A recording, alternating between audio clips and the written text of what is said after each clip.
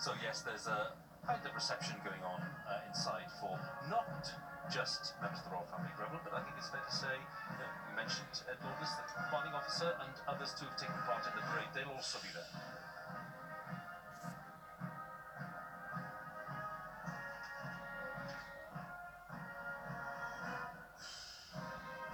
Well, among the crowds, people from all parts of the world, and indeed all parts of the UK. And JJ has now moved down the Mall with the crowds, and he's just outside Buckingham Palace. Let's join him.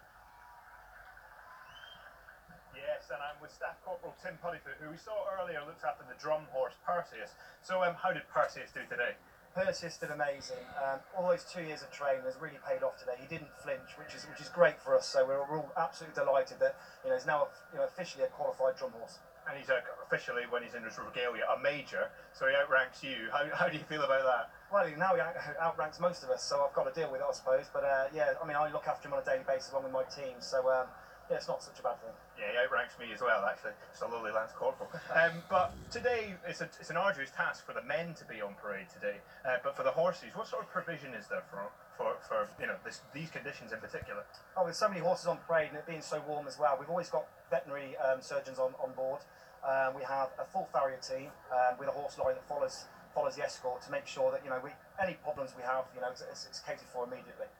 And in terms of today being sort of a monumental occasion for trooping the colour, but for yourself as a sort of a horseman and the Queen with such an avid love of horses, it must fill you with an immense sense of pride that your work is on show to her.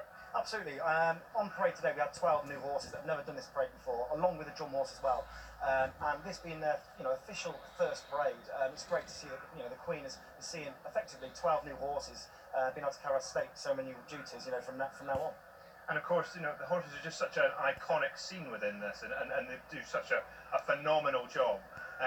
But what now? What are they doing? They get a nice break, big old drink, I would imagine. Yeah, as soon as they get back, they'll have a drink, they'll get fed, and then they'll have tomorrow off because they've worked so hard up till now. So they're going to get a well-deserved day off tomorrow. And do you get tomorrow off? I don't, unfortunately. Some of us have to work. Fantastic. Well, thank you for speaking to us. Enjoy the rest of the day. That's great. Thank you.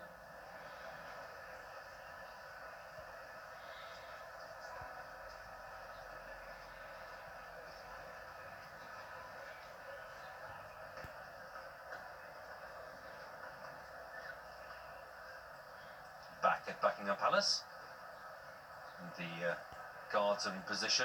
I think it's a good moment, Greville, for us to reflect on the duties that the escort still has, because some people think maybe that their work is done, but the escort still has work to do. It's actually hard to believe that after everything we've seen this morning, the soldiers of the escort to the colour now go on duty at Buckingham Palace and St James's Palace. And so there, what we just saw there is them changing the guard in the forecourt of Buckingham Palace, where you began the day, Hugh, at the top of the programme. And then they'll take up their position in the sentry boxes to guard the royal family, as we do every day of the year. Just to reassure viewers, the guardsmen will spend 2 hours at a time in the sentry boxes, and then they hand over and have about 6 to 8 hours off. And they'll do that for the next 24 hours. So they'll definitely deserve a break this time tomorrow. Certainly will, and I'm just thinking, in all honesty, although I'm sure they're very proud to do it, it's quite a big addition to the day's work, isn't it? It's huge, as I say. You wouldn't expect to see the soldiers doing what they've done today. They probably got up at 3-4 o'clock this morning to get ready for this, having come up from Windsor. And some of those guardsmen will be, as I say, standing outside those sentry boxes for the remainder of the day. So you've got to be tough to be in the army, Hugh. Lots of hard work going into the day's ceremony and the day's arrangements, as Greville was rightly underlining there. So many people taking part in different arenas here, lots of the work that goes on behind the scenes. And indeed, one of the great presences around St James's Park and indeed along Whitehall and the Mall, of course, the members of the Metropolitan Police. And the Metropolitan Police themselves have to really mount a major operation, not just today, but the last 2 weekends, because there are 2 big rehearsals, 2 big reviews, as we call them, for the birthday parade.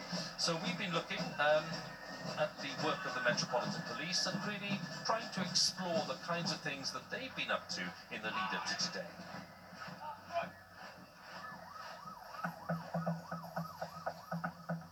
My role for Trooping the Colour is Goal Commander, so that means I've got overall responsibility for the policing operation in its entirety. It's a really, really big event to police. We've got Her Majesty the Queen, the Royal Family, we've got government ministers, and we have members of the public. So we've got a whole host of people out and about in this event to make it safe. I'm the senior police officer on the ground. It's my job to make sure that what people want from upstairs actually is taking place on the Mall outside Buckingham Palace. So we've got a few officers a bit bunched up in that location. We just need to space them out so we've got all the where the denser crowds are, that we've actually got some police cover. Morning. How are we all? Where have we travelled from today then? Where are you from? China. One of the briefings that I give to my officers is that they engage with the crowd and get talking to them, because those are the people who are going to spot people who shouldn't be there or maybe up to no good.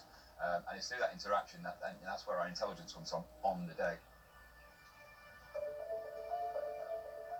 We've got about 1,700 officers and staff deployed out on this event, so it's a large event for us.